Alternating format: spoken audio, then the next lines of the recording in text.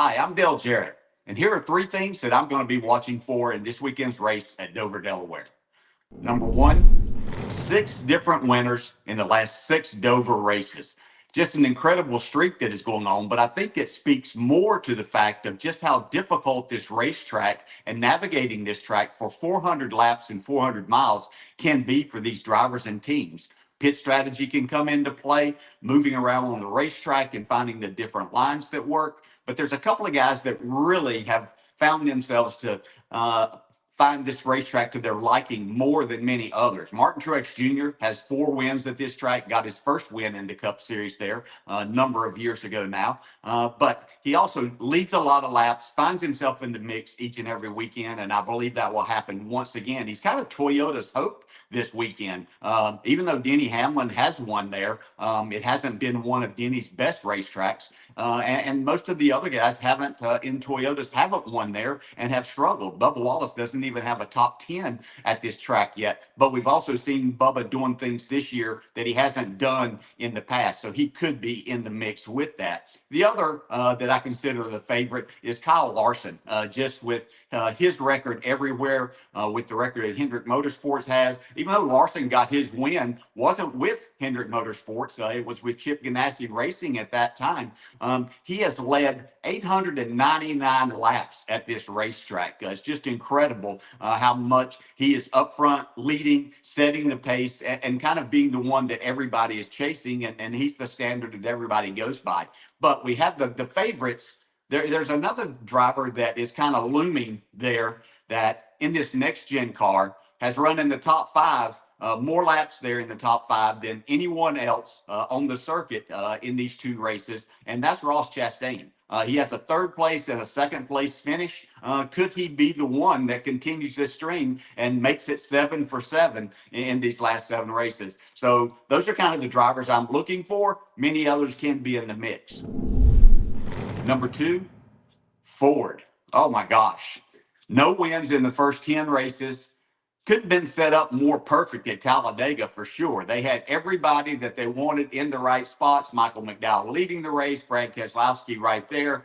Everything kind of going their way, and probably the best track for them to dominate much as they did there, but to come away with nothing basically, even though Brad K was able to grab that second spot and he has 2 second place finishes in a row, Ford is just not in a good place on this type of racetrack right now. I know Brad finished second at Texas. That gives them some hope, but this is a completely different track. This concrete surface, the high banks of it, how you have to drive and perform makes this a difficult task, and especially a bigger task whenever you've been having handling issues to begin with. So I think this is going to be a tall order for Ford Motor Company if they're going to get that first win. You can look at it. Brad Keselowski, of the 4 drivers that are in the field this weekend, he's the only one that has a win. And that was 12 years ago, 2012, when he was at Penske Racing, is when Brad won that race that he has. And again, the only Ford driver to get a victory at Dover. There are others that I'll look at. Joey Logano his third place is the best he's ever finished there. But Ryan Blaney ran well there last year with a third place finish. And I look at Noah Gragson. He's kind of been the driver that he's not the most consistent one in the top 10, but he's around that a lot. And he loves this type of racing facility. So let's watch Blaney and Noah and see if they can maybe get that first win for Ford in 2024. Number 3 on the list, you can't help but talk about Hendrick Motorsports. We talk about them pretty much every week because they've won so many races in the Cup Series over the years. But this has been a racetrack that they have literally dominated at. And yes, we can say 2 drivers, one in particular, and that would be Jimmy Johnson, who's in the field this weekend, but in another make of car and not with Hendrick Motorsports. Won 11 times. Just incredible what he's been able to do through the years at Dover. And, of course, Jeff Gordon has 5. So that's 16 of their 22 wins at Dover. But they've had other drivers that have performed well, won races, been up there. William Byron, always a chance to win, and already has 3 wins this year. You look at Chase Elliott, who just won recently, Texas. So you have hope there for them besides just Larson being in the field. But I'm going to look at another driver in that Hendrick Motorsport camp with Alex Bowman.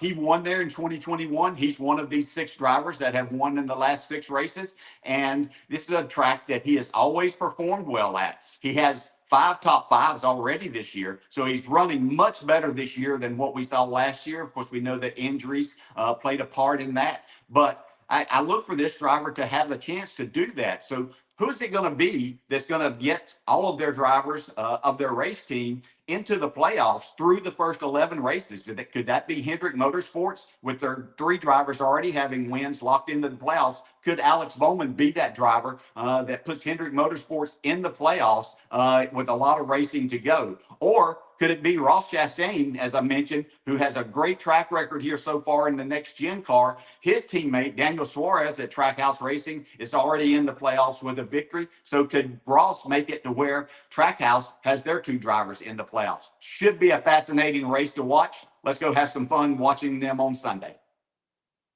Hi, I'm Parker Kligerman. For more access like this from Pit Road, be sure to click and subscribe to the Motorsports on NBC YouTube channel.